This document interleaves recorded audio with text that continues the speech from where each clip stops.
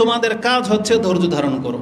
তোমার যোগ্যতা থাকা সত্ত্বেও যখন তোমাকে সেই সম্মানটা দেওয়া হবে না, ফাসবির, তুমি তোমার অধিকারের ক্ষেত্রে লড়াই করো না, তুমি থামো, সাবধানে থামানি, সতর্ক হও, বা ফাসবিরও, ধৈর্য ধারণ করো। কতক্ষণ পর্যন্ত?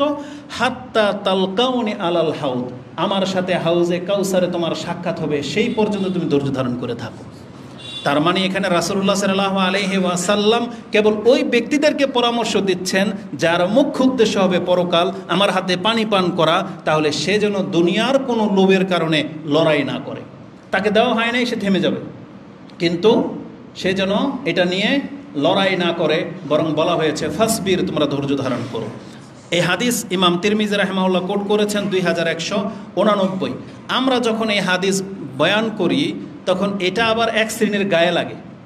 রাজনীতি যারা করে, বিশেষ করে গণতান্ত্রিক টার্মের রাজনীতি যারা করে, তাদের গায়ে লাগে, এবং তারা আমাদেরকে মাদখালি বলে, তারা আমাদেরকে ওই যে নেতানিয়াহুর সন্তান বলে, সৌদি আরবের বাদশাদের সন্তান বলে, মানে আমাদেরকে ওই দিকে ঠেলে দেয়।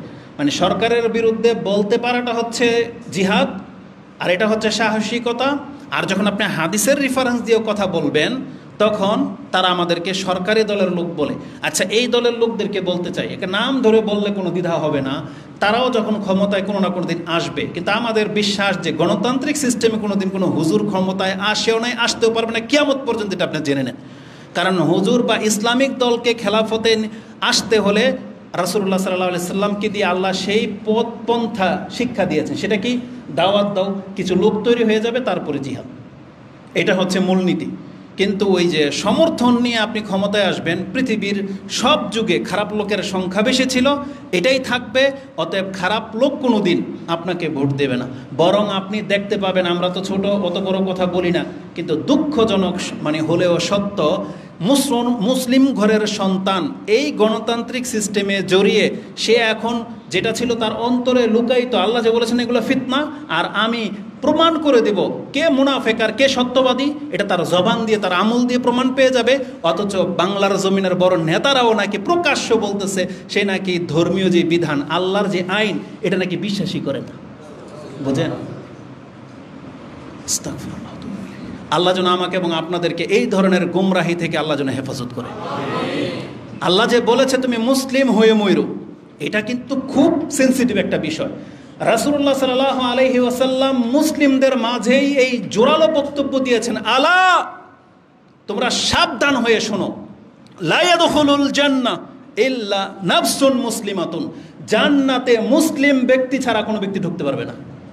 এখানে বলা হয় না সৎলোক, বলা হয়েছে মুসলিম ব্যক্তি। তার মানে একজন মুসলিম যদি অসৎ হয়, শাস্তি পাওয়ার পরও হইলেও জান্নাতে যাবে, কি যখন ওর পরিচয়টা হবে কি মুসলিম। কিন্তু এই ব্যক্তি যদি বলে আমি আল্লাহর বিধানের বিশ্বাসী না, আস্তাগফিরুল্লাহ ওয়া তাওবা, অথচ এদের জানাজায় কিন্তু লাখো মানুষ হবে না। আল্লাহ হেফাজত করুক আমাদেরকে। তো এটা খুব সেন্সিটিভ বিষয়। তো রাসূলুল্লাহ সাল্লাল্লাহু আলাইহি ওয়াসাল্লাম বলেছেন, না, বরং তুমি ধৈর্য ধারণ করো, তুমি এদের সাথে গা ভাসিয়ে দিও না যে তুমি মুসলিম। মুসলিমের ব্যাপারটাই হবে কিয়ামতের মাঠে ভিন্ন, যেখানে একটা কাফের বলবে যে রুবামা ইয়াওয়াদ্দুল্লাযিনা কাফারু লাউ কানু মুসলিমিন, হায় আমার দুর্ভোগ, দুনিয়াতে আমি পুঁজিপতি বা রাষ্ট্রের মালিক না হয়ে যদি মুসলিম হইতাম। এটা বলবে, যেটা আপনি সূরা হিজর 15 নম্বর সূরার একবার শুরুতেই পেয়ে যাবেন, 2 নম্বর আয়াতই হচ্ছে এটা। তো আমরা ওদিকে যেতে চাচ্ছি না, আমরা শুধু আপনাদেরকে সতর্ক সাবধান করতেছি, আল্লাহর প্রতি অন্তরটাকে ঝুঁকান। কিছু পান বা না পান, মরবো তো আমরা সবাই, কিন্তু আল্লাহর দিকে ঝুঁকেন। এটা আর সময়ই এখন, নাহলে আমাদের আর কোনো কিছু নাই এই পাওয়ার মতো পৃথিবী থেকে। এই ঈমানটাকে ধরে নিয়ে মরতে পারলেই কামিয়াব। তো রাসূলুল্লাহ সাল্লাল্লাহু আলাইহি সাল্লাম বলেছেন এই স্বজনপ্রীতি শুরু হবে, এগুলো শুরু হয়েই গেছে বহু আগে থেকে। তারপরে রাসূলুল্লাহ সাল্লাল্লাহু আলাইহি সাল্লাম বলেছিলেন মার্কেট, বাজারগুলো অত্যন্ত নিকটে চলে আসবে, মানে একবার হাতের নাগালে চলে আসবে, বরং বাজার আপনার ঘরে ঢুকে যাবে এমন, এটা রাসূল বলে গেছে। চিন্তা করতে পারেন, যেই সময় এটা বলেছেন, যেই সময় একটা পর্যায়ে ছিল 10-20 বছর আগেও আমাদেরকে বাজার করতে গেলে সপ্তাহে একদিন হাটে যেতে হতো। কোনোদিন ওই হাটওয়ালারা কি কোনোদিন ভাবতেও পেরেছে যে হাট প্রথা একদিন মানে বিলুপ্ত হয়ে যাবে এবং এই হাটে যা পাওয়া যায় এটা তার ঘরে ঢুকে যাবে, ঘরে বসে বসে অর্ডার করবে? এটা হইতে পারে? এটা মানুষ কোনোদিন ভাবতেও পারে নাই। কিন্তু রাসূলুল্লাহ সাল্লাল্লাহু আলাইহি সাল্লাম তিনি কিভাবে বলেছেন এই কথা, ওয়াতাকারাবুল আসওয়াক, মার্কেটগুলো, বাজারগুলো একবারে নিকটে চলে আসবে। এটা গত পর্বে আমরা আলোচনা করেছিলাম। এই রিলেটেড আরেকটা হাদিস, যেটা ইমাম নাসাই কোট করেছেন 4465, তাতে রাসূলুল্লাহ সাল্লাল্লাহু আলাইহি ওয়াসাল্লাম বলেছেন, ইন্না মিন আশরাতিস সাআ, নিশ্চয়ই এটা হচ্ছে কিয়ামতের একটা নিদর্শন, আইয়াফশু আল মাল ওয়া ইউকসির ওয়ায়াকসুর, মাল সম্পদ এত বেশি হবে এবং এটা উপচে পড়বে, মানে অনেক বেশি হবে মাল। একজনের অ্যাকাউন্ট ব্যালেন্স চেক করলে বোঝা যাবে যে কার কত রিজার্ভ আছে, মানে এত বেশি সম্পদ মানুষের হয়ে যাবে। আমরা তো আসলে ভাবতে পারি না যে মানুষ, আপনি ওই আপনার সোসাইটির বিল্ডিংগুলো দেখেন, তাতে বুঝতে পারবেন এক একজন মানুষ কত টাকার মালিক। যেখানে হাউজিং এরিয়াগুলো আছে, এক একটা বিল্ডিং বানাতে, জায়গা সহ বিল্ডিং বানাতে 5 কোটি টাকার একটা ব্যাপার। এখানে শত শত বিল্ডিং আছে, তার মানে এখানে যতগুলো মালিক সব কোটিপতি। তার মানে কিভাবে মানুষ টাকা সম্পত্তির মালিক হয়ে যাচ্ছে, কিন্তু তারপরও মনে হচ্ছে যে কম, তাই না? অথচ এক একজন সব কোটিপতি। তো রাসূলুল্লাহ সাল্লাল্লাহু আলাইহি সাল্লাম বলেছেন, ওয়ায়াকসুর, অনেক বেশি সম্পদশালী হয়ে যাবে। এবং চতুর্থ যে লক্ষণটা কি, ওয়াতাফশুত তিজারা, ব্যবসা একবার ডাল ভাতের মতো সহজ হয়ে যাবে। যেই বিজনেসের জন্যে মক্কা বা মদিনা থেকে সিরিয়াতে হিজরত করতে হয়েছিল, সফর করতে হয়েছিল, সেই বিজনেস আপনাকে সফর করতে হয় না, বরং চায়না আমেরিকা থেকে ইনপুট করতে পারবেন শুধু একটা ক্লিকে। একটা অর্ডার আপনি এখান থেকে করে দিবেন, ওখানে যাওয়া লাগবে না আপনার, আপনার ওখানকার সম্পদ আপনার গোডাউনে পৌঁছে যাবে। এতটা সহজ হয়ে গেছে। ওয়ায়াফশুত তিজারা বলা হয়েছে, বিজনেস একবারে প্রকাশ্যমান হয়ে যাবে, যেটা আপনি এখন বুঝতে পারতেছেন বর্তমানে, আমাকে আর এটা ব্যাখ্যা করে আপনাকে বোঝাতে হবে না। তে হাদিসটি ইমাম নাসাই 4465 রয়েছে। আজকের বিষয় হচ্ছে এখান থেকে শুরু। এই যে বলা হয়েছে যে কিয়ামতের কাছাকাছি সময় আপনি বুঝতে পারবেন যে হয় কিয়ামত তার বেশি দিন বাকি নেই। কখন কি দেখলে? যেমন আপনি এখন বুঝতে পারতেছেন বাহিরের আলো দেখে যে সূর্য উঠেছে, তাই না? অন্ধকার দেখলে আপনি বুঝতে পারেন যে বৃষ্টি ঝরবে, বা দূরে তাকালে বুঝতে পারেন যে ওখানে বৃষ্টি হচ্ছে, খুব দ্রুত আপনি প্রস্থান করতেছেন, কেন? কিছুক্ষণের মধ্যেই বৃষ্টি চলে আসবে। তাহলে লক্ষণ দেখে যখন কিছুর মেজর করা যায়, তখন আল্লাহ সুবহানাহু ওয়া তাআলা এই নিদর্শনগুলো রেখেছে যে বান্দা, তোমার চোখের সামনে যখন এগুলো ঘটবে, তুমি আর দেরি করো না, তুমি যা গুছানোর গুছায় নাও, কারণ কিয়ামত কিন্তু তোমার ধার প্রান্তে।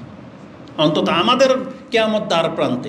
কারণ নেট খুললে হত্যার মাত্রা এত বেশি বেড়ে গেছে, অ্যাক্সিডেন্ট, হত্যা, চুরি ডাকাতি, যখন তখন কিছু হলেই কারো প্রাণ নিয়ে নিচ্ছে। আজ থেকে তো 6 মাসও হয় নাই সেই বক্তব্য করেছি যে রাসূলুল্লাহ সাল্লাল্লাহু আলাইহি সাল্লাম বলেছেন, ওয়ায়ুকসিরুল হারাজ। বলছে হারাজ কি ইয়া রাসূলুল্লাহ? বলছে আল কতল, হত্যা বেড়ে যাবে।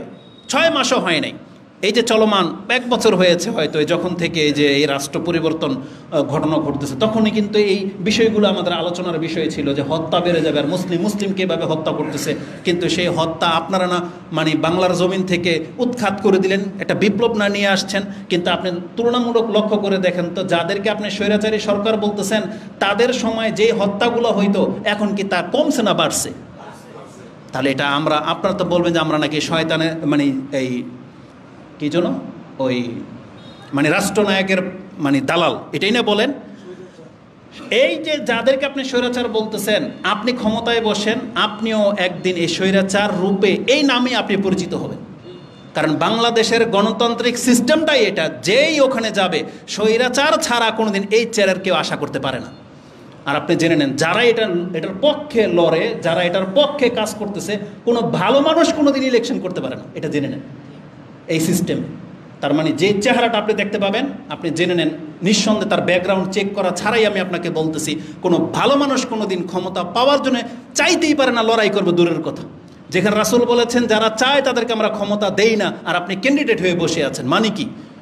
আপনি ধর্মই বোঝেন নাই। তো কথা হচ্ছে যে ব্যবসা এমনভাবে ছেয়ে যাবে, ও 2 বার কথাটা বলতে গিয়ে বারবার ঘুরে গেছি, যে আচরণটা আজকে আমাদের এই সরকারের পক্ষে, মানে ক্ষেত্রে, আপনিও ক্ষমতায় বসলে আমাদের চরিত্র এটাই থাকবে। মানে আপনি যখন ক্ষমতায় বসবেন, আমরা কেউ আপনার বিপক্ষে কথা বলবো না। কেন?